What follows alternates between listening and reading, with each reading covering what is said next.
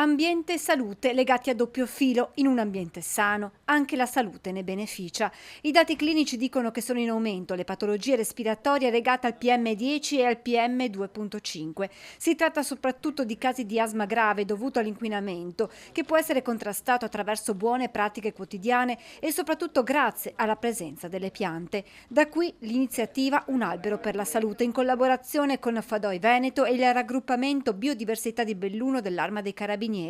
In questa giornata in tutta Italia sono stati piantumati alberi per contrastare i cambiamenti climatici e l'inquinamento atmosferico.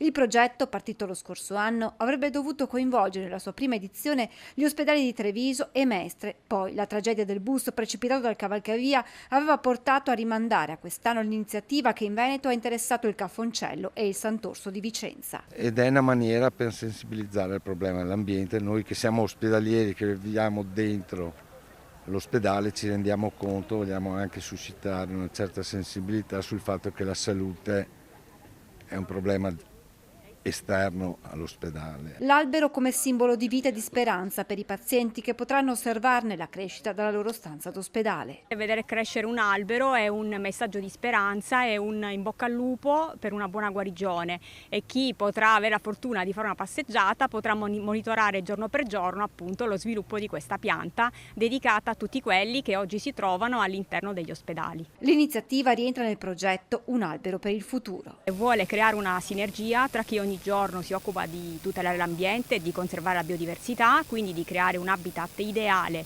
perché si viva bene, e chi invece ogni giorno sta in trincea e si occupa di assistere e curare i malati, perché sicuramente una vita sana non può prescindere da un ambiente sano.